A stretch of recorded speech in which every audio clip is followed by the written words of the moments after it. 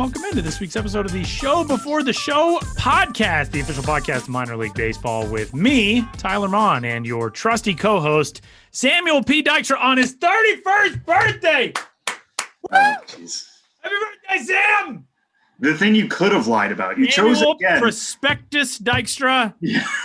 His 31st You chose to birthday. lie about my middle initial, but not lie about my age. His which is a heck of a 22nd choice. birthday today. There we go. Amazing. There we go. Amazing. The hair is fantastic for his birthday. It's all great. Happy birthday. Thank you. How's Thank it you. feel? Yeah. What have you done? Yeah. Anything cool? Aside from this? I mean, my back feels fine, so I'm not getting that old. That's good. That was Mine doesn't the last couple of days. So you got that to look forward I to. mean, as we've 4 years. established, you are older than 31. I am. I am 31. You are. Not that much older, Sam. Not that much older than 31. Your back hurts older enough. Older than 31. And I'm not really a back pain guy, but the last 2 days, I don't know. It's probably like an alien, and then it's gonna burst out and kill me. That's how I mean, I am about life. we are recording this right now, so maybe if that's how we take a jump in the ratings. True. That is true. We put this video out there like, oh, look at this real life Sigourney Weaver movie that erupted on a minor league baseball podcast. Tune in next week for Aliens and see what happens next. So we welcome you in on this birthday edition of the Show Before the Show podcast. He is Sam Dykstra. My name is Tyler Maughan, and we got a lot to get to this week on the show. Coming up in just a little while, we are excited to get a chance to catch up with Corbin Martin, the right-handed pitcher in the Arizona Diamondbacks organization, a former second-round selection of the Houston Astros out of Texas A&M. Guy who pitched in 5 big league games in 2019 and making that climb back to the major leagues in 2021. We'll talk with Corbin Martin about the start to this season and such. This minor league opening day thing, it's coming up quick and we're getting excited. We don't have anything yet on the field to talk about with minor league opening day. So we've got a lot of stuff on the field with the major leagues and with prospects who are making a big impact early on. And we're going to talk about some of the guys who have been maybe the biggest surprises, otherwise known this initial conversation point this week as the Akil Baddoo show, because Akil Baddoo has been unbelievably fun to watch in his first go round in the major leagues for the Detroit Tigers.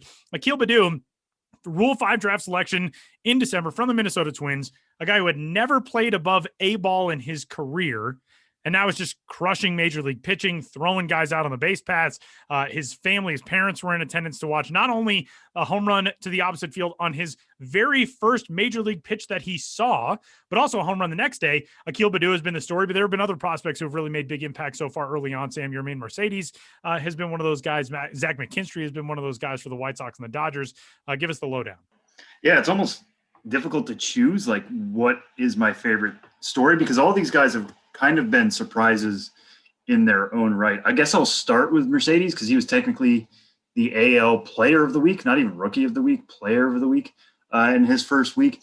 But so far, as of recording this, 13 for 23 start. He's got a homer. He's got 3 doubles, leading all ranked prospects with 19 total bases. The next closest is Jonathan India and Zach McKinstry with 12 total bases. So he's almost lapping the field as far as that goes. Mercedes was somebody we always thought could hit. He could hit basically everywhere. I remember it must have been 2 years ago. It might have even been 3 years ago. There was somebody who was constantly in my mentions that just saying like, why aren't you talking about Yermin Mercedes? He keeps doing well.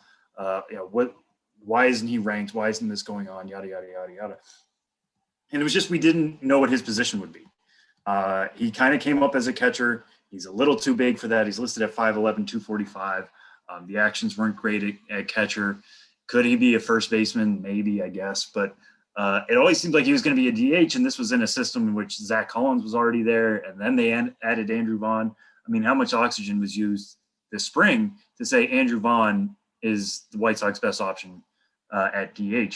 And then Mercedes comes in. There's obviously the injury to Eloy Jimenez, and that opens up left field, and Vaughn gets some looks there. But Mercedes takes the DH position and just really runs with it, and has been doing – I don't want to say what he's always been doing in the minor leagues because that's not wholly accurate because he was never hitting 565 in the minors like this, but he was always a good hitter and he continues to be a good hitter. And this is, looking back at the amount of teams he's played for, he was in the DSL with the Nationals. He was in the Orioles system for a while. Then he moved over to the White Sox and His last minor league club was the AAA Charlotte Knights in 2019. Got 53 games with them. Hit 310 with a 386 OBP and 647 slugging percentage. I know that was with the funky AAA ball, but he OPS'd above 1,000, had 17 homers, 53 games. Like he's been a good hitter. We're just seeing it at the top level here for the first time, really. I know he debuted last year and got a very, very brief look, but now age 28. Maybe he's catching on. That's what makes this super fun, even in a bubble. But I think Akil Baddoo has been one of my favorite players to watch to begin the year. Tyler, I know that's the case for you as well. Over there in Detroit, a Rule 5 pick coming across from Minnesota. Somebody we thought was fast, could maybe play multiple positions. His best tools were maybe on the defensive side, although his arm's not quite up to snuff. An okay hitter from the left side, but somebody who had Tommy John surgery as part of the profile. That's why his 2019 season ended early. And then obviously got 2020 wiped out with everybody else. Still only 22 entering the season, so there's some hope there. The Tigers aren't going to be contending. They can give him a shot. They did this with Victor Reyes a couple of years ago. Now he's taking the opportunity to run with it. Now, what happens when MLB pitchers have a little bit more to work off with him in terms of scouting reports and whatnot? We don't know. We're going to see that in the weeks to come. And the fact that he hasn't been starting every game is, I think, telling. But just look at his first 4 games, which as of recording, that's all we have to work off. Homer on the first pitch he sees, grand slam in the second game, walk-off single in the 10th of the third game. Against his former team. Against his former team, a revenge game as far as that goes. A Rule 5 revenge game, nothing like it. And Game 4 RBI triple. Baseball is such a sport in which you want to think like you want to go 1 for 3 every day. You want to bat 333 for a season. But if you can just do like one thing to help your team win a game every day, you're going to stick around. And that's what Rule 5 picks need to do. So Akil Baddoo certainly proving his case for Detroit, becoming very much a fan favorite, not only in the Motor City, but across baseball in general. We love to see that. And Zach McKinstry as well with the Dodgers, starting out 6 for 15, homer, 3 doubles. Again, he was their 15th ranked prospect coming into the season, a decent hitter, but the Dodgers seem to always do this. We seem to think like, okay, this is the year where the well runs dry. Things are going to back up. They're not going to be able to just call somebody else up and plug them into a hole. And I still feel like that could be the year for that. Might be next year. They could bring up Josiah Gray. They could bring up Keibert Ruiz. Michael Busch and Cody Hazy are kind of that next level. Diego Cartaya is years away. But it felt like we're going to get to a point where the Dodgers could conceivably have only one or maybe none top 100 prospects at the end of the 2021 season. And yet they still get player development wins like this. These guys know what they're doing. It's why they're World Series champs, not just because they're able to trade for Mookie Betts and sign other players to big contracts. It's because they do these things in the margins. They get the Dustin Mays, the Tony Gonsolins, the guys who can eat innings or win at bats consistently like this. So one great thing about this, and Jazz Chisholm, I'll throw him out there as well, but I was going to say, we're not talking about the big top 100 prospects jumping out of the gate. Q Brian Hayes kind of did that, but then suffered an injury that's going to put him on the IL for a little while. We have been legitimately surprised by the way that some of these non-big names have jumped out and really taken the sport by fire. And that's great. And it's kind of cool in this time when we don't have minor league baseball to watch these prospects and have them surprise us day in and day out, to still see that at the top level, which is really cool. We're only going to be more surprised as the season goes on. There's going to be call-ups. There's going to be more guys jumping the line. We kind of already had that with Geraldo Perdomo with the Arizona Diamondbacks. And that's what I live for in baseball. And that's what's the great thing about having the season back are these surprises. You can study the game all you want. You can look at all the scouting reports you want. Things are still going to change. There are still so many unknowables. And now we're getting to see them put on the field day in and day out.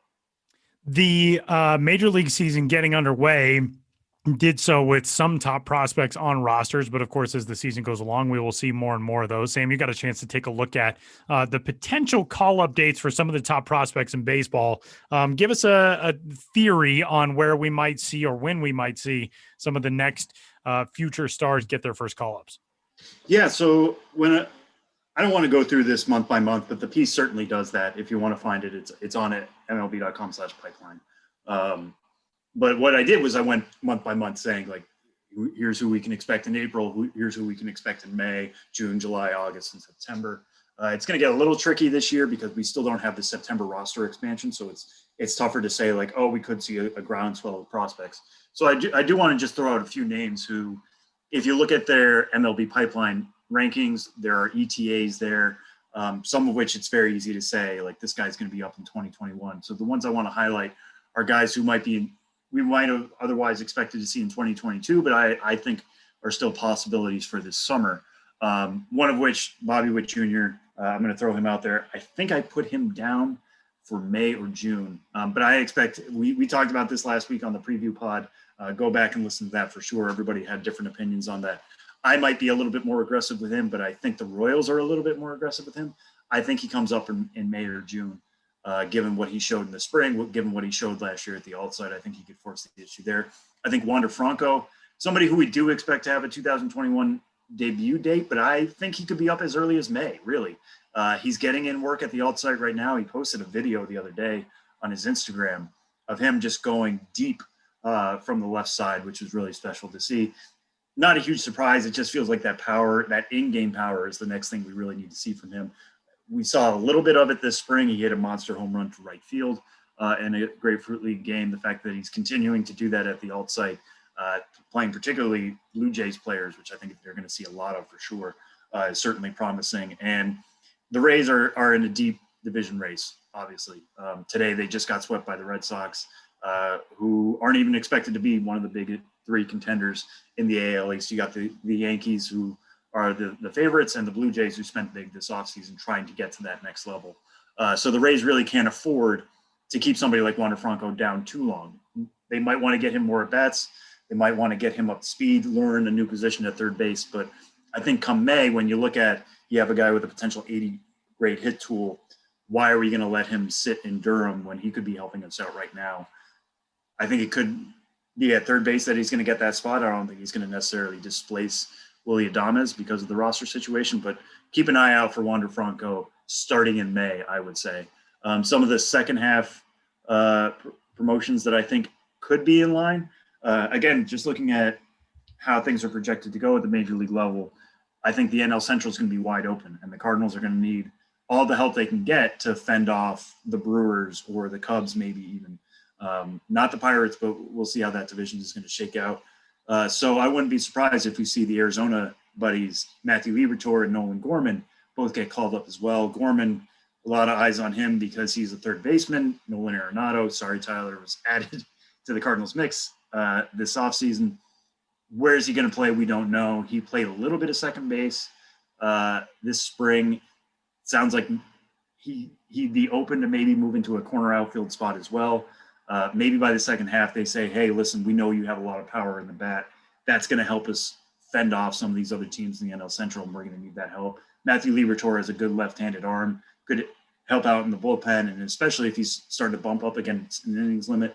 You put him in the majors, you can hold down his innings, but his stuff is going to play at that level, I think, come the second half. So those are some to watch out for. One other one I'll throw out real quick, still in the Rays organization, Shane Baz has some of the best stuff for the Rays. He might have their best fastball. It's up there between him and Luis Patino. And I think that fastball could play in the majors real fast. And we know the Rays like to get creative with their pitching. If the Rays are in a wild card race or even still in the AL East race, throwing him in that mix, like they kind of did last year with Shane McClanahan, which came in the postseason. But if they can use Baz out of the bullpen come August or September, I can't imagine that Kevin Cash and company would overlook that chance. So, yes, there's going to, if you check out the piece, it's on MLB.com/pipeline, but there are going to be the faces we all expect. But as Perdomo proved, like, guys are going to get here a lot quicker than we expect too. And that's going to be a lot of fun. And I can't wait to see those call-ups happen. The fact that one already happened over the weekend is a signal of more to come for sure. And speaking of more to come, we got a lot of it on this week's episode of the Show Before the Show podcast coming up in a little bit. We will catch up with our good buddy Benjamin Hill as we get closer and closer to minor league opening day. We're starting to get those little seedlings of normalcy coming back up through this long and brutal and seemingly never-ending winter between our last minor league season and our next one, which starts in just under a month. But before we get to that, Let's head to the Arizona Diamondbacks organization, where we will find the 7th-ranked prospect in that system. Right-handed pitcher Corbin Martin joins the show next.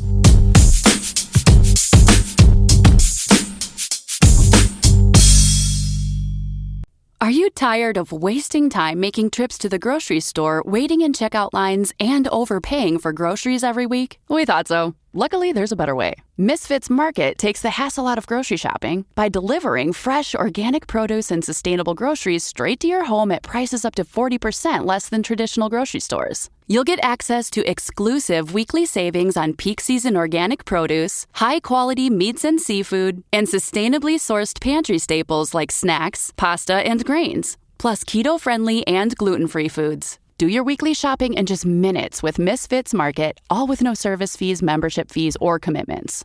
Become a free member today and get $15 off your first order through July 24th. Just go to misfitsmarket.com and use code GROCERY15.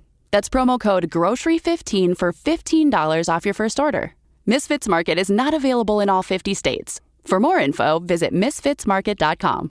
We are excited this week to be joined by the 7th-ranked prospect in the Arizona Diamondbacks organization, right-handed pitcher Corbin Martin, who joins the show. Corbin, it's good to see you, man. What's going on? How are you?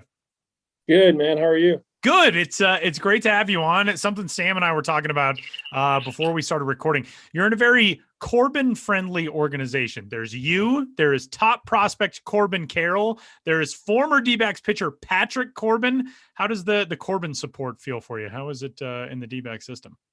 Well, I talk to Corbin Carroll all the time, telling him that our parents are pretty smart. Picked a good name for us. No, it's good. I don't know of any other Corbin besides Corbin Carroll, so it's cool to play with him. It's very strange to have you guys both in the same system and both in the top 7 in the same system, which is super cool. And this is your second organization, drafted by the Astros and headed to the D-backs in the Zach Greinke trade. And now a full year of normalcy, I guess, somewhat normalcy in the D-backs organization. But for you, coming back from Tommy John surgery, getting healthy toward the end of last year, and now back and on a mound and kind of ready to show this system and this organization what you can do. How are you feeling right now, getting set for, what should be a really good comeback year? I feel good. It's just all about putting the pieces together. I think when I ramped up to 100% in spring training, things got a little bit out of whack. So, I'm just trying to fine tune those stuff, be more consistent. But health wise, I feel great. It's nice to feel a healthy arm and get out there and pitch, every 5 days. So that's been a good time and something that I'm excited to get back to. Corbin, one thing that stands out about your transition to the D-backs organization is they've wanted you for a while. And I know that's kind of the lead into your bio at MLB Pipeline is D-backs thought about trying to get you in a Paul Goldschmidt trade. They end up getting you last year. They got you a couple of years after the Zach Greinke trade, or after your Tommy John surgery goes down that trade, and to acquire you while you're on the mend from something and to know, coming into an organization that they've wanted you in the past. What did that mean to land with a group of people that have been so excited about you and now have you as part of their organization? Oh, it definitely means a lot. I mean, the first thing that Hazen told me is that he had been trying to trade for me a couple times. So it goes to show that I'm wanted here, which is it's always a good feeling, when you hear stuff like that. It's been great. It took a little bit to adjust over here, just being in a different organization, run a little bit differently, but no, we've settled in and I've really enjoyed my time so far. In those first couple of days after you came over in the trade, you couldn't show off like right away, obviously coming off Tommy John surgery. So what was the transition like? How did you get to introduce yourself? Because you couldn't do that obviously as a pitcher quite yet. A lot of time in the rehab room. So I got to know all the trainers pretty well, and they took really good care of me. They do a really good job in this system with rehab and recovering. They had a really good plan set for me, and I was pretty confident going into the field every day, knowing that I was doing the right things and they were going to take good care of me. So I just wanted to prove that I was willing to show up every day and work hard, just to get back and get back to the pitcher I was before the injury. So it's been definitely a long road and a long, weird 2 years, I would say, since the trade, with COVID and everything, and kind of getting pushed back a couple months with the COVID and having to get sent home. But I think everything is working out the way I've expected it to. Yeah, and that leads well into my next question, because we've talked to a lot of guys about how they got through the pandemic last year, what they were doing the first couple of months, maybe throwing at a high school field or, hitting into a cage in their backyard. You're trying to rehab from Tommy John. Like what was your process of going through that through last April and May and June when you didn't necessarily have access to the facility? Yeah, I got with a guy in Houston, went a couple times a week just to get my arm, worked on, and then just continuously went to work out at the place I work out in the off season, doing my arm care there, and started doing my throwing then too, which was weird because I knew that the Diamondbacks wanted me to be in Arizona doing that, but we had really no other options. So it was a weird start, but I definitely was able to do the things that I was able to do with, rehab wise, and only get pushed back a little bit instead of, missing a full 3 months and having to be quarantined for those full 3 months. It was odd for sure. And in my head, I kept thinking like, oh, this is just another thing that's going to happen to my baseball career, with rehab and getting pushed back, and just always expecting that everything was going to go smoothly. And that's the last thing I thought was going to happen. And so at what point, or do you remember there being like one specific moment in which you felt like fully back, either last year at the alt site, sometime in Instructs? Like when did it feel like, okay, I'm all of that is past me, rehab's behind me, pandemic's past me in some way? What was your welcome back moment, really? I think for me, it was the first game I pitched in spring training, just getting back in that atmosphere.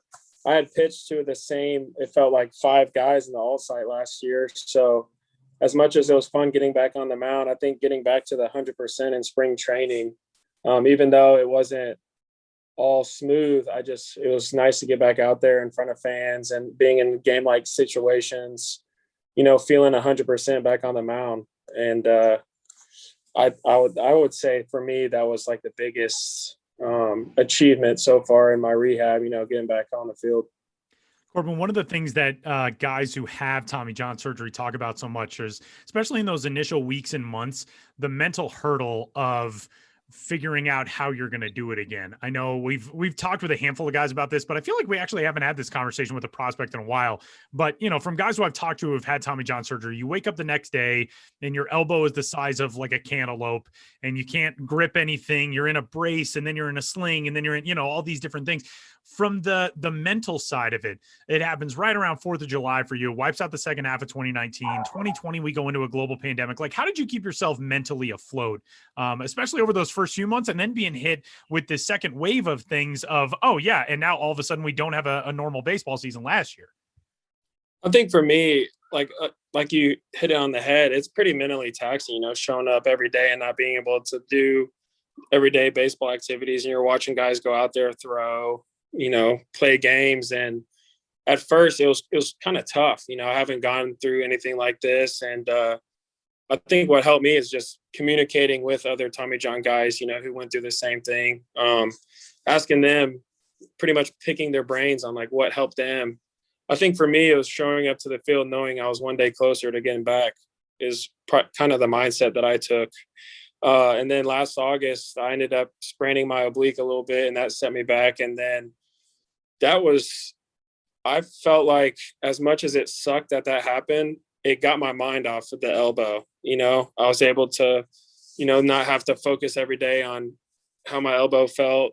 It was more of like an oblique rehab. And I think that was kind of a good step in getting my mind off of how the elbow felt.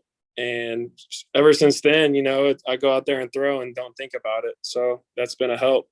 What was the discussion so much about returning from Tommy John is rediscovering that feel and how to throw your pitches now, kind of training your body again with how to do it. How long did that take from when you kind of started getting back on a mound to when you felt comfortable with, okay, I think I can do this stuff again. I think I can manipulate my pitches the way I want to. I can put them where I want to. Like, how long did that process take?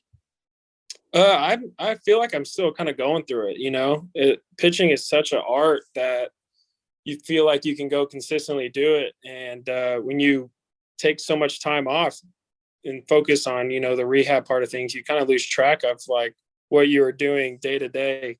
to get that feel back. I would say the last couple of outings in that alt side, I've slowly been able to, repeat mechanically and get to that 100% and trust the stuff instead of like babying it over and not worrying about what the arm was going to feel like if I turned over a changeup or if I threw a curveball or something like that. So I feel like I'm slowly getting to where I can go out there and repeat every pitch. And that, I think for me, that's been the toughest part, is you try to tell yourself like, oh, it's not, there's no feel, lack of feel and stuff like that, when it was kind of a new thing going out there and being 100% and trying to repeat. And it got frustrating to a point where I was like, okay, this is getting overwhelming, where it was just something that everyone had told me as part of it. And I just wanted to be hard-headed about it and say, no, I can get through it in one outing. It's going to take one outing, when over time I think for me, that's going to be the key, is just going out there and having an outing where I don't even think about it and just can repeat the mechanics and be clean with everything. Not be as erratic, because that was my problem in spring training, to where I'd have one good batter and the next batter I'd lose track of like what was going on. And then I walk them on 4 pitches and I'm getting frustrated instead of, going out there and attacking hitters. So I feel like I'm getting close to that and getting that feeling back to where I was in 2019. So it's hard and overwhelming, but it's definitely part of it. Yeah. And you mentioned playing in spring training. The last time we saw you, I think you were throwing 2 1/3 innings on March 15th, the last Cactus League game we got to see you in. Where do you built up to now? I threw 5 yesterday, so I'm up to 5 innings now.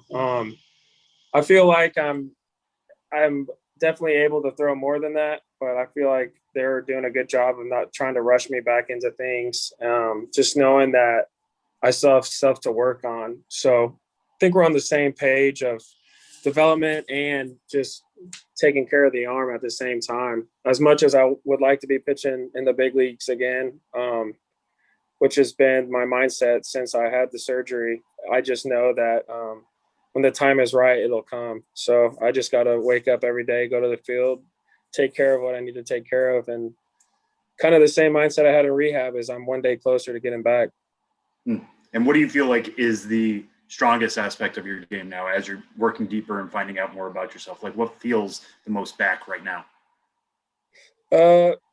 For some reason, my changeup has been, the best pitch for me so far. Just like when I'm getting erratic with the heater, I just throw a couple of changeups and I feel like that gets me back into the mechanics. I don't know what it is, but over the last 2 years, I feel like game wise and the knowledge of the game has grown, studying like what helps. And because when I first got called up, I just went out there and was throwing, not really studying hitters and doing that kind of stuff. So that's one thing the last 2 years I've been really doing, is understanding like what works for me. And because if I get the fastball locations locked in, I think everything works off of that.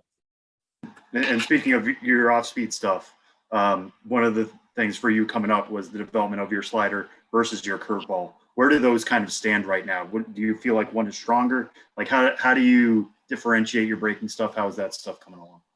Yeah, I had a problem with my slider curveball kind of mixing to where it ended up being the same pitch. And so my problem was I was kind of getting the same hand position, and I wanted to be able to have a difference in the 2 pitches. So I kind of just went into almost a cuttery slider, to where sometimes it's a slider, but I'm trying to control it as a cutter. And I feel like that's helped me, have the curveball difference and then having the cutter work off of that. So I like where it's at right now.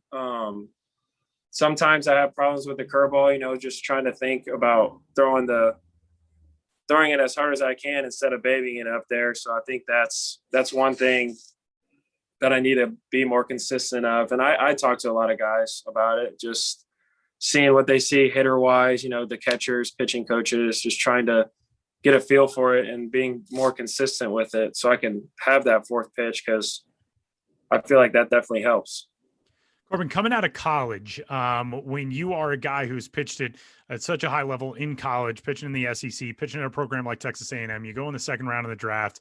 Now, obviously, you're in your second organization, so this conversation may change a little bit. But what were the things that you were kind of told, either by the Astros or now with the D-backs, are sort of the finishing elements to make you into a regular major league guy? I feel like you were already so polished coming out of school. The road is a little bit different from had you been, 17, 18 coming out of high school.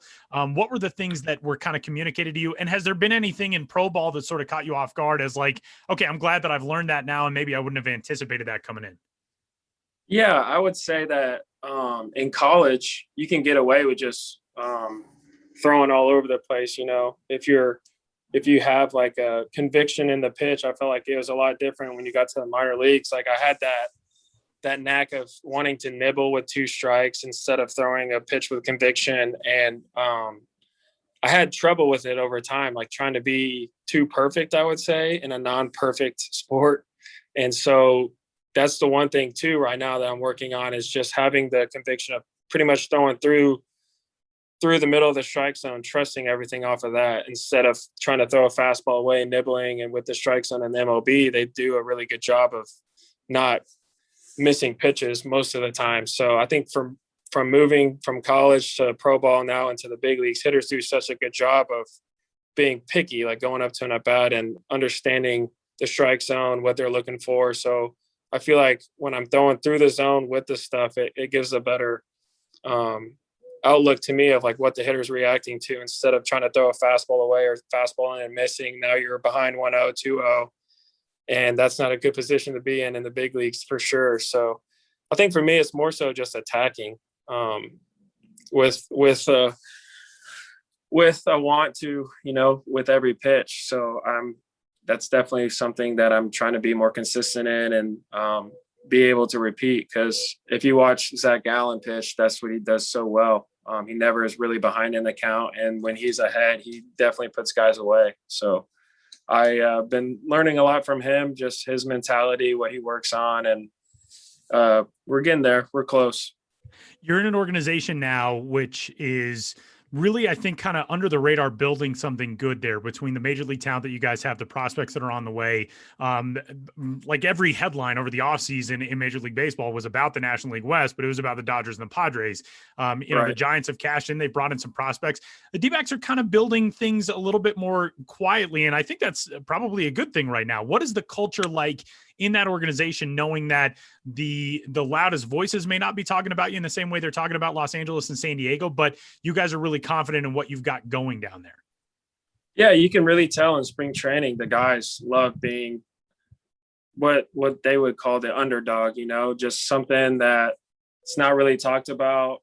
And you look around the clubhouse, you're like, we have good players all over the place, and now it's about putting all the pieces together, going out there and winning games, which they definitely have that knack. We have a bunch of guys that have a lot of experience and then a bunch of young guys with talent. So I feel like we're definitely headed in the right direction. And Lovullo always preached to us in spring training about that. It was like, hey man, just keep your head down and go play the game. We've been playing our whole lives. And I feel like once we get everything pieced together, we're going to surprise a lot of people.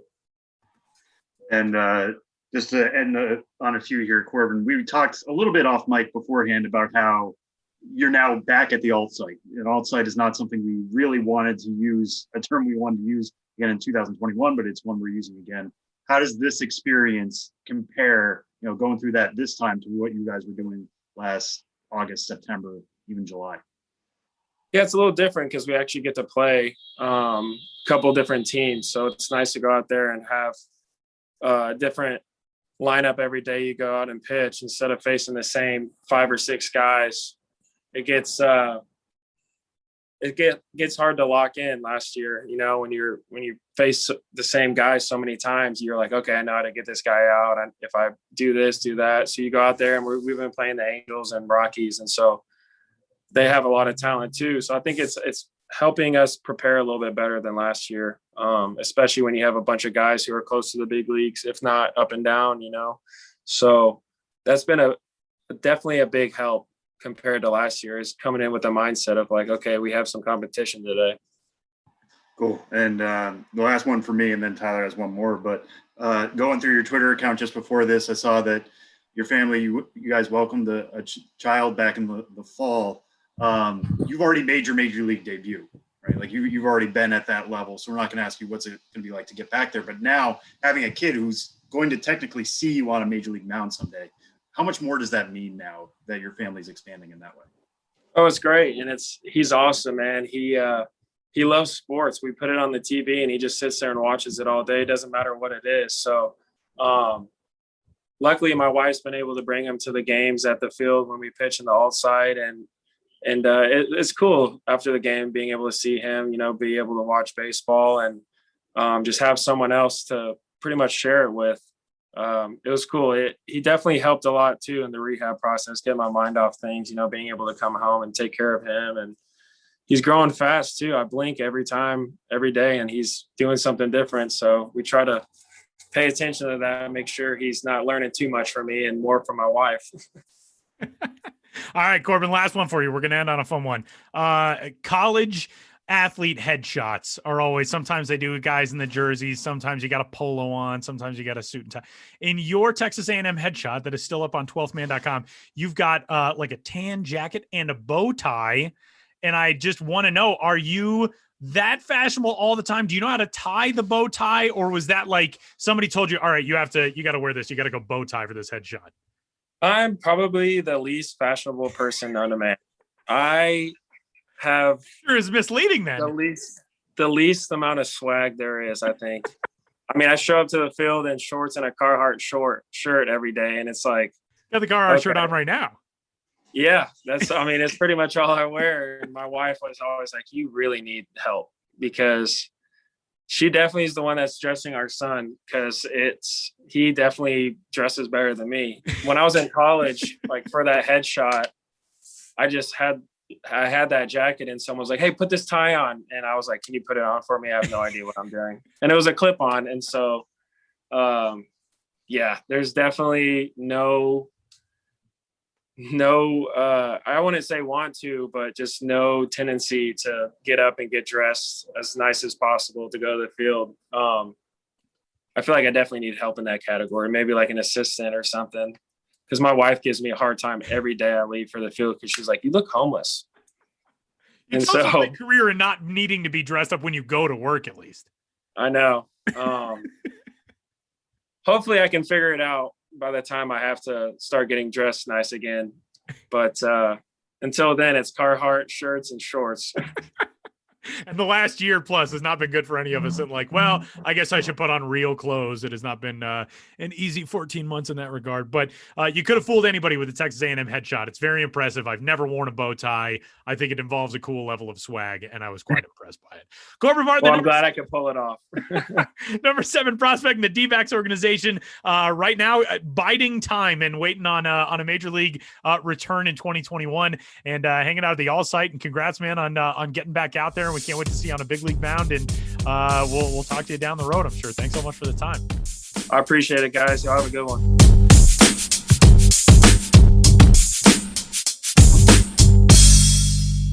I think we're officially inside of a month for the first time recording this podcast until the start of the minor league baseball season. And weirdly enough, it's the first time that we can really say that and feel definitively like it's going to happen in over 2 years, as we welcome Benjamin Hill into the show. Hey, Ben. Hey, Tyler. Hey, Sam. Yeah, it's a funny thing is that on March 10th of 2020, we would have definitively said that we were a month away from the minor league baseball season. But sometimes, even when you definitively say something, it turns out to be definitively wrong. Unbeknownst to us at the time and unbeknownst to the world at the time. But now we will speak just as definitively and know we are correct. It's going to start this time. Our faith and sanity demands it. Sanity. Remember sanity. I think we're getting there. I think we're getting back to some of it. But we're closing in, and the new look minor league structure in 2021 with some reorganized levels and leagues and all of it. Ben's been doing a great job on the sites, getting you all set for the 2021 campaign, running through the leagues and levels. We discussed AAA and kind of some of the new additions in the movements and all of that. But we've actually had a couple of those stories run since the last time we got a chance to talk with you. Ben, give us the lowdown on the fun facts throughout the upper levels so far of the minor leagues. Yeah, finally got a real schedule and a real system. A lot of these running 2 a week right now, and they've been coming out fast and furious. As we mentioned before, a lot of my stuff and a lot of our stuff is running on MLB Pipeline right now, so that's an opportunity to kind of introduce material to a new audience, and to I'm using these articles to introduce people to the new landscape in a generalized and hopefully fun way. So we had AAA West fun facts come out last Friday. And then this past Monday, AA Central, which is essentially what the Texas League became. And today, AA Northeast, which is essentially what the Eastern League became. And I do think a lot of these facts are fun for real. I've been highlighting a lot of really good ones in these stories, trying to find new ones that even were new to me through my research. One I want to point out in the AA Northeast, that story came out today. Of course, one of the new teams in that league, or in all of minor league baseball, is the Somerset Patriots, who are now the AA affiliate of the New York Yankees. And, they're one of 3 teams who are brand new to the affiliated landscape. And I was thinking, like, well, what's a fun fact for Somerset Patriots? And the one I settled on was that their broadcaster had one of the most viral moments in recent broadcasting history. It happened in 2019. You guys probably remember this. Mark Schwartz, Somerset Patriots broadcaster, he was calling a game in 2019, and a foul ball was hit that went right back to the booth, and he caught the ball and said, "Boy, am I impressive," as he called his own catch of a foul ball in a giddy fashion. And I thought, that's going to be my Somerset Patriots fun fact. That was a great moment, and now the Patriots are officially in minor league baseball. And I went ahead and called Mark Schwartz the top fielding broadcaster in all of minor league baseball, because I'm not sure of anyone else who's narrated his own catch of a foul ball, or at least not in so memorable a fashion. I don't know, Tyler, in your broadcasting days, and you're still broadcasting, in your minor league broadcasting days, or even now as you travel the globe broadcasting, or at least will do so again.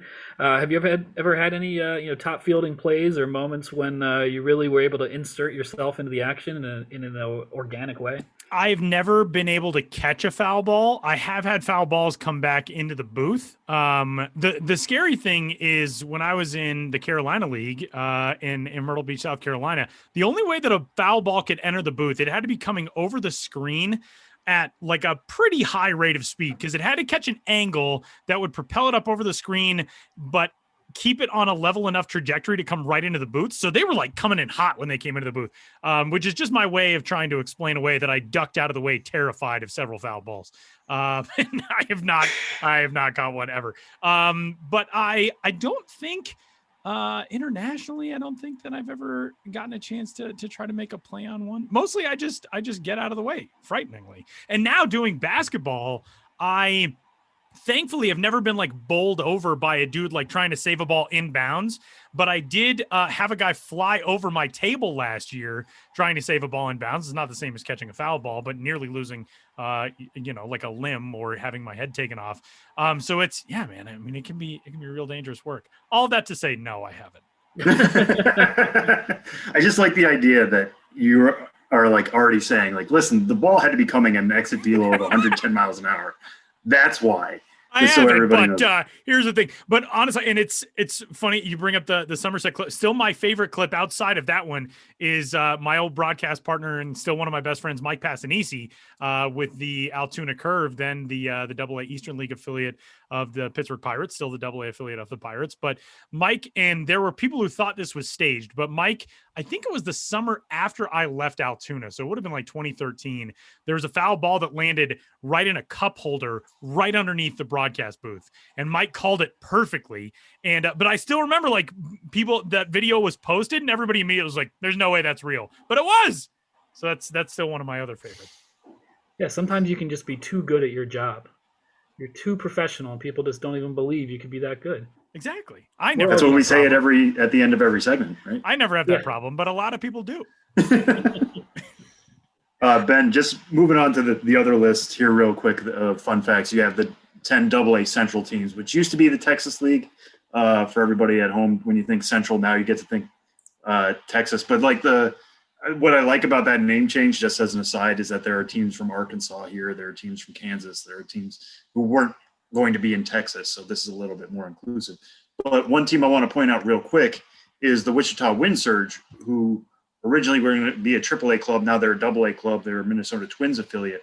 But you kind of point out here how the Wind Surge have really gone through this kind of circular motion here and finding themselves back as part of affiliated ball. You might even say a whirlwind. Well, it's funny. You might say a whirlwind. You're right. I would say a whirlwind. The Wichita Wind Surge, who, 2020 was so bizarre. They were supposed to debut in 2020. They were supposed to be a AAA Pacific Coast League team in 2020, and in 2020 they were supposed to be a Marlins affiliate. And that season never happened, and they never played in that league at that level with the Marlins as an affiliate. In 2021, they're still waiting to make their debut, but now they are a AA Central Minnesota Twins affiliate. But nonetheless, if you look at this franchise, the Wichita Wind Surge, and trace it back to their beginning, it was hard for me to pinpoint the exact date around the turn of the century because baseball was real sporadic back then. But there was a team in Kansas City, Missouri, that began in, let's say, the late 1890s, early 20th century, really got going in every season by 1905, 1906, 1907. That team eventually played in the American Association, which was became a AAA league, all the way through 1954 in Kansas City, Missouri. Then it went on to Denver from 1955 to 1992. Tyler is familiar with that franchise. That would be the Denver Bears / Zephyrs. Then from Denver, they went to New Orleans, where they became the New Orleans Zephyrs / Baby Cakes. And then they went back to Wichita to become the Wind Surge, all the way back to very close to where they started in Kansas City, Missouri, in who knows what year, but over 100 years ago. That franchise, as in a sense, returned to its roots. But how many people would make that connection? Because a lot has happened since that time, and it's not a natural thing. Only weirdos like ourselves would think to trace an organization from Kansas City, Missouri, to Denver, to New Orleans, and then finally back to the Midwest to Wichita. But baseball's back in Wichita in 2021. New ballpark. First time there's been any minor league baseball in Wichita since the Wichita Wranglers, who played their last season in the Texas League in 2007. And the new ballpark in Wichita is at the exact same place the old ballpark Lawrence Dumont was located. So keeping that history alive in that way as well, at least in terms of the site and where exactly the baseball is being played. Another one I will mention briefly from the AA Central, and then we can move on because I have so many fun facts. I could talk forever. But we've probably mentioned the mascot for the Arkansas Travelers before. There's several mascots, but one is kind of a cult favorite, Otey, O-T-E-Y, a possum, a swamp possum. He's kind of a backwoods weirdo possum, a little, Twitter used to call him, quote unquote, nightmare fuel. But, he's also really popular because he's such a weird mascot. I did not know this, but in trying to find a very fun fact for the Arkansas Travelers, and they've been around a long time and have lots of fun facts, I learned that Otey is named after a guy who played for the Arkansas Travelers from 1949 through 1958, then retired. This is R.C. Otey, O-T-E-Y. He played for the Travelers for almost a decade through 1958, then retired and spent the next 30 years as the groundskeeper at the Travelers ballpark, Ray Winder Field. So he worked all the way through 1988, did R.C. Otey, as the Arkansas Travelers groundskeeper, and then approximately a little less than 30 years later, Otey the Swamp Possum emerges, and he is a direct homage to R.C. Otey, the erstwhile Arkansas Traveler infielder / longtime groundskeeper. And that's the kind of history. I don't want to say you can't get it anywhere else. You can get it elsewhere, but I would like to think I'm one of your more accessible sources for it. So thank you very much. That is pretty cool. And I'm sure there is somebody in Kansas or in Missouri who loves that cyclical return of that franchise to near its ancestral homeland with the Wichita Wind Surge opening play in 2021. I wonder how R.C. Otey would feel about it being a swamp possum. They're like, well, we named this weird thing after you. I'd like to know. I mean, his name lives on, and we're still saying the word Otey, right? And the name Otey cool. Because of this swamp possum. But wouldn't it be weird to die? I mean, it'd be weird to die and then come back and learn things that happen after your death. But I think a particularly weird thing to learn after dying would be that your name is lived on in the form of a bipedal marsupial who's a mascot for the minor league baseball team you once lived for. North America's only marsupial. Worked for. Yeah. By the way. Exactly. I learned that about possums recently. I don't know why. Ben, it is a return to normalcy somewhat when we finally get a chance to talk about promos with you. The business of minor league baseball is built so much around what are we doing on this night at the ballpark? What are fans going to come to the ballpark for? What are we building this evening around in addition to the game of baseball? Promo schedules have started to arrive, and we are getting set for opening day coming up next month across the minor leagues. And I know there are already some notable ones that stand out to you. Omaha, Lehigh Valley. Give us some of the early highlights of the 2021 promo schedules. Yeah, they're trickling in, and I'm really looking for the totally weird ones, and we haven't been seeing those because, as we've mentioned many times on this podcast, a lot of uncertainty going into this season, and so I think the promotional schedules on the whole are A, 2020 holdovers, and B, a little more conservative until teams really know what they're getting into. But it has been very nice to see these promo schedules trickle in. A couple have caught my interest in the early going. May 19th, the Akron Rubber Ducks. We've seen various deaf and hard of hearing appreciation nights related to the deaf community. In particular, it started in Myrtle Beach where they had sign language jerseys. The Akron Rubber Ducks are doing a promotion called Silent Night. And to show support for the deaf community, they're playing the first 5 innings of the game totally silent as regards ballpark noise, just keeping all noise to an absolute minimum for 5 innings. That's so I'm not exactly sure yet how that will tie into the larger promo in support of the deaf community, but an interesting idea to actively minimize all noise at the ballpark for 5 innings until the game becomes official. So that's a creative one that caught my eye. Lehigh Valley Iron Pigs, of course, always do a lot of stuff. Hey, we're all trying to get back into midseason form. And so, they're bringing back a lot of their favorites, including the Pennsylvania Dutch style donuts that we can never pronounce correctly, or at least I cannot, but they will be once again suiting up as the Fastnats.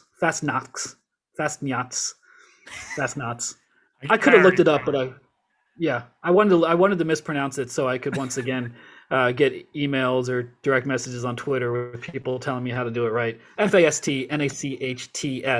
And it's time for us to all once again remember these regional food specialties that are, minor league team name alternate identities, such as in Omaha, who are bringing back the Runzas, the Runza, the Runzas. And Tyler, if this was a video podcast, you would see Tyler turning around and pointing to his Runza cap. Wait, you can't see it. Now you can see it. There it is. Trying to point on there it is. The Omaha Runza. That's a Runza with cheese, by the way. I always go with cheese. My dad goes with the Swiss mushroom Runza. I go with the Runza with cheese. Sam just made a face that is not pro Swiss cheese and mushroom Runza. No, I thought it was a Swiss mushroom, which I have never heard of before in my life. They import delicate mushrooms from Switzerland. Directly for these gas station delicacies. There's such thing as a Swiss mushroom. No, thank you. I respect your dad and his choices, but no thank you on the Swiss mushroom. I feel like the Storm Chasers need to throw in like some sort of frings element to this Runza night. Runza sells, you can get fries and or onion rings, or you can get them together as frings. There should be some kind of component added to this. Throw that out there, Omaha, if you're tuned in. They're tuned in. Omaha, the entirety of Omaha listens to every episode of this podcast. The whole city is tuned in. They love it. So, long story short, things are trickling in. As I said, a lot of things we're pretty familiar with, but it's great to see them on the schedule. The Wisconsin Timber Rattlers bringing back Udder Tuggers Weekend, their salute to cows. Udder Tuggers being one of the more ridiculous rebrands. It was good to see that on the calendar, including as part of Udder Tuggers Weekend, which I believe is a 4-day affair. I almost said 4-dairy affair, which actually would have been a pun that I wasn't even trying to make. But as part of Udder Tuggers Weekend, they're giving away a Stress Cow giveaway.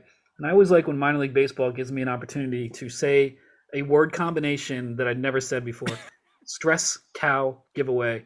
Wisconsin Timber Rattlers, Appleton, Wisconsin, June 5th. Be there or be somewhere else where you're definitely not getting a stress cow. Benjamin Hill is on Twitter at Ben's Biz, and you can find his stuff at MLBpipeline.com as well at MILB.com and everywhere else where we will soon finally be back into the realm where Ben writes a story about an awesome promo and it gets picked up far and wide across the baseball globe. And I can't wait because, oh man, that means it'll feel like it's finally minor league baseball season again. And we're getting so close. And it's just like, I get so giddy now getting a chance to talk about these real things with less than a month to go, Ben. Yeah, it's great talking to you guys. I feel like we're getting our mojo back. A new era is coming. Let's go. Thanks, Ben. Thanks, guys.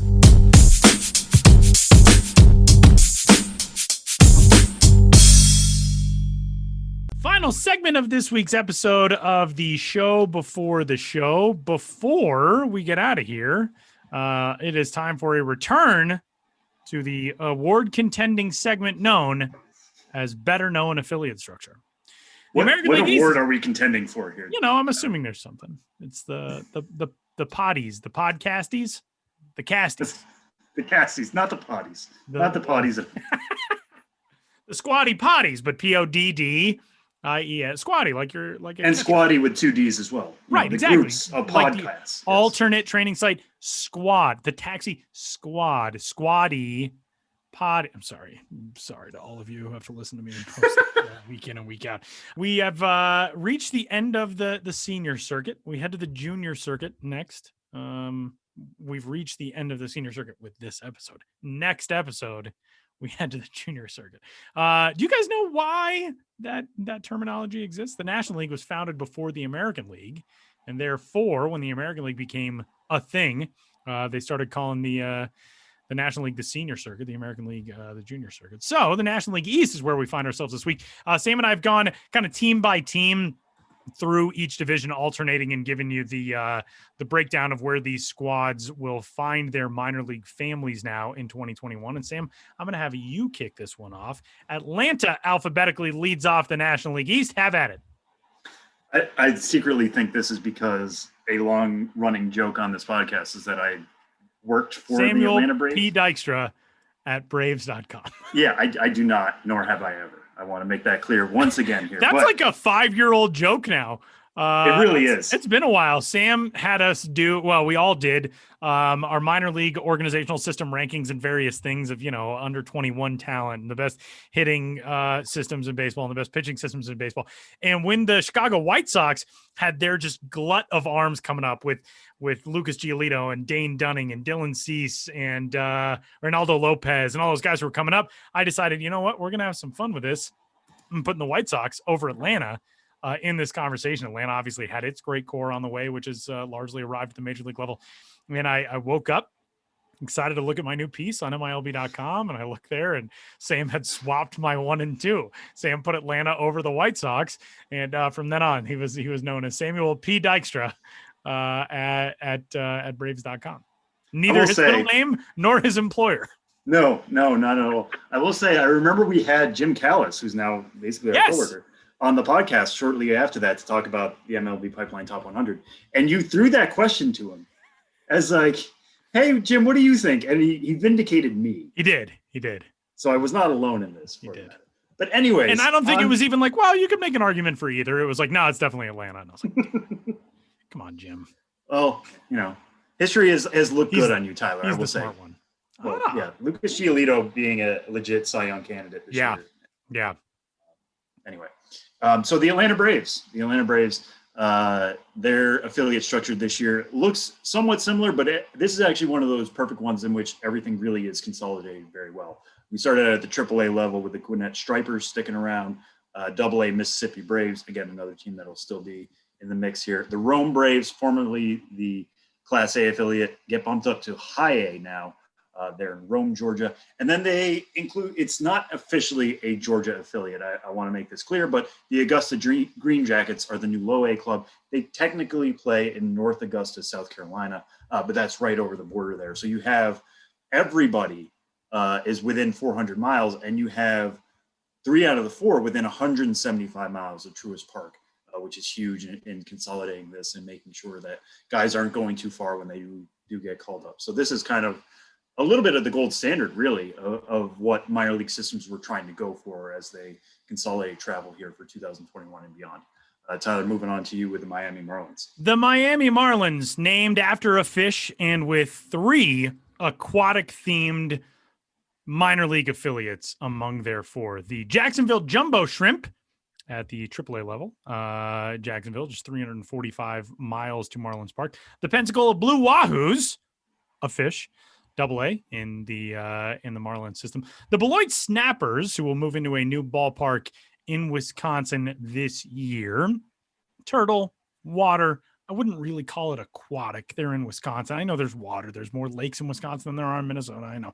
But I'm just saying, like, in terms of coastal fish and aquatic creatures, 3 out of the 4 really fit the bill for the Marlins. The Jupiter Hammerheads are number 4 in that group, the low A affiliate of the Marlins, a team headquartered at the Marlins spring training facility in Jupiter, Florida, just 82 miles away from Miami. So again, another one, with the exception of one stop in Beloit, another one that is really pretty well centralized in that Miami organization.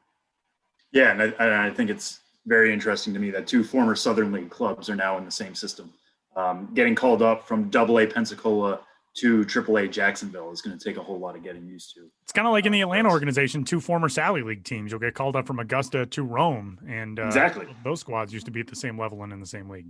Yep. Yeah, that's why we're going through this, because if we're getting confused, we know you guys are getting confused at home too. I've meant to ask this like in a professional context, but I'm just going to ask it on the podcast instead. When I first started, we had a very good spreadsheet that laid out everybody's affiliates in every organization, so we didn't get confused. And I think we need to have that again. And I need to print it on like poster size paper and put it up in my office, because I am not going to remember any of this. I know. I should put it on the back of my door. It takes a couple months to really learn it. Yeah.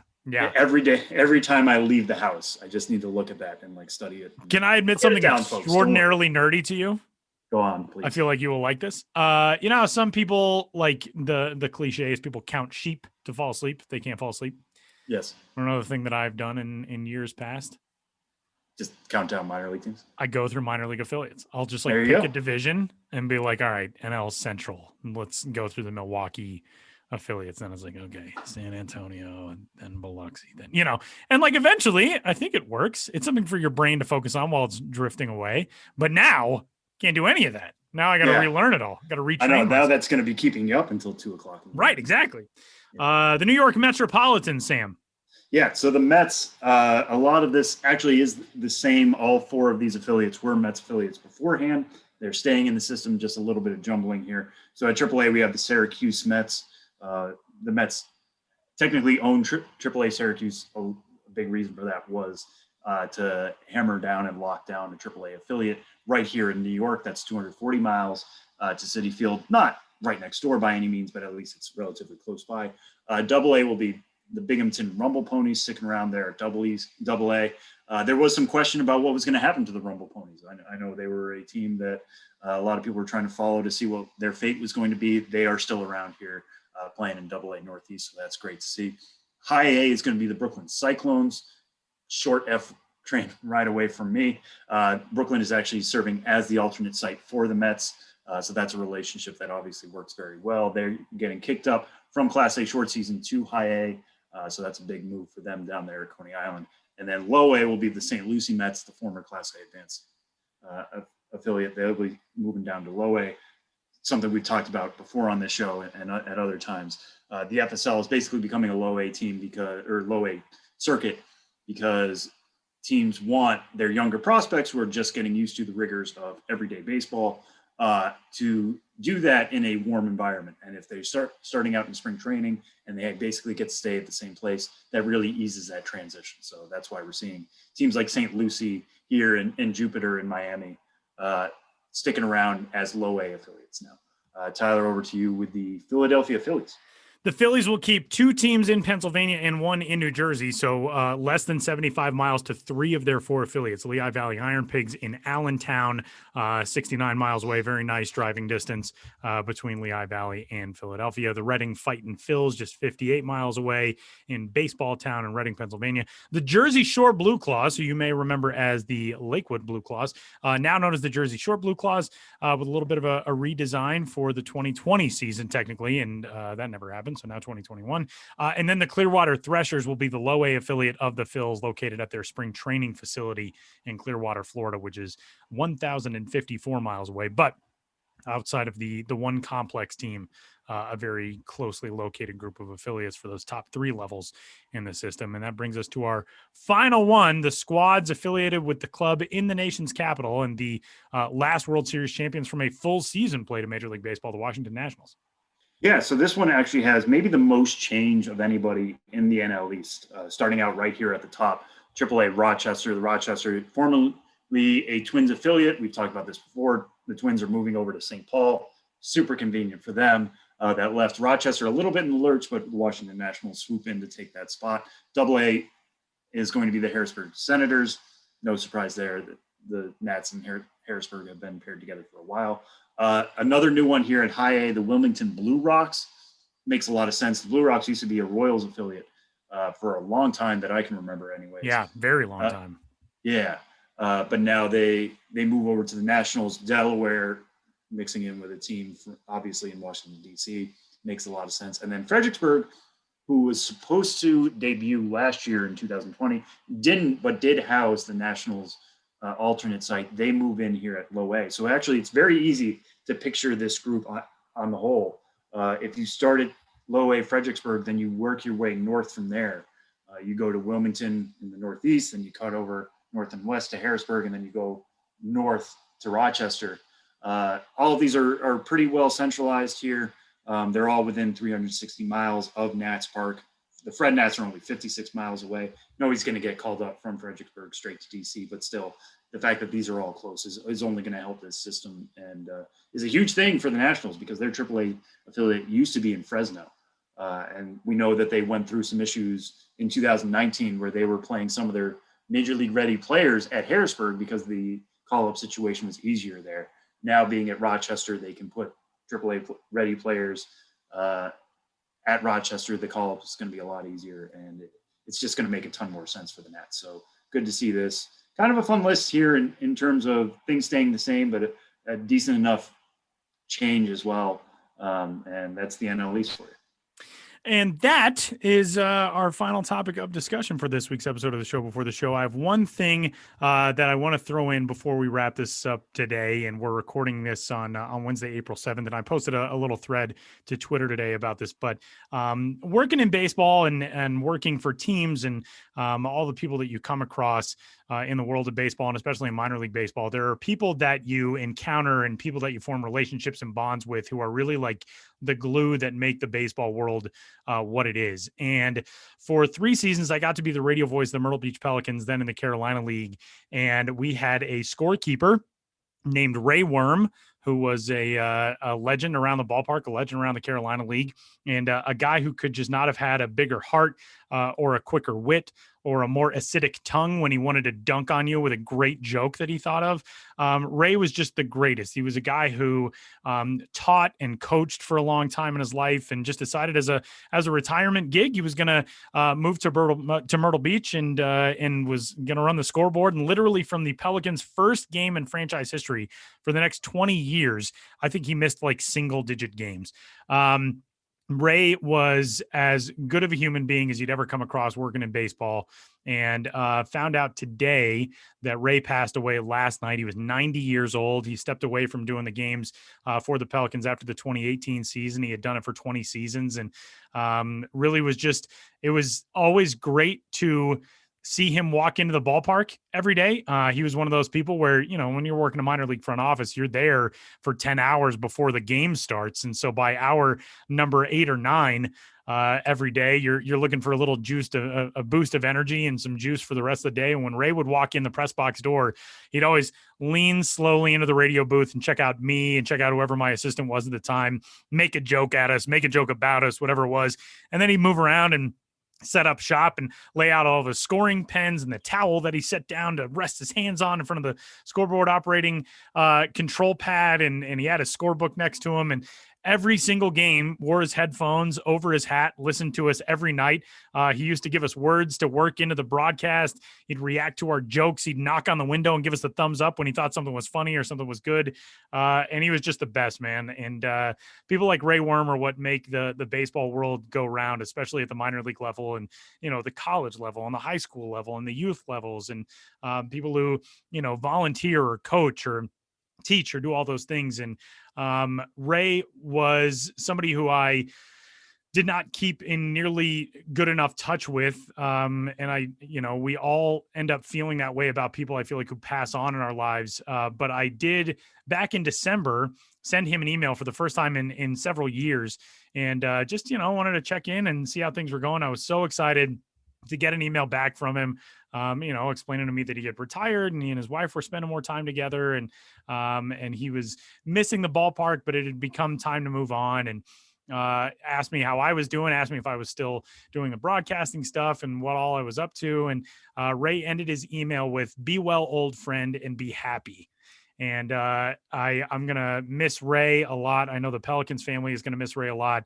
The reconstituted Carolina League family will miss Ray a lot. And just one of the real great ones, 90 years old, and a guy who I always admired for really seeming happy in life. Ray loved coming to the ballpark.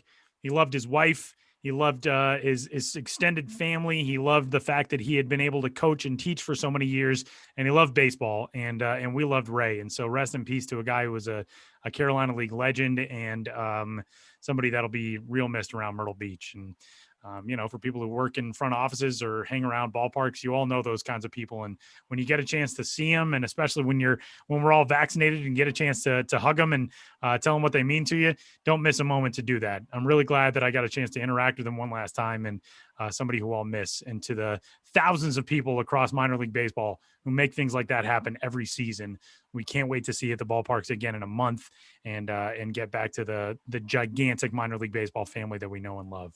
So that'll do it for this week's episode of the Show Before the Show. You can get in touch with us, podcast at MILB.com. He is Sam Dykstra. I am Tyler Maun, and we will talk to you next week.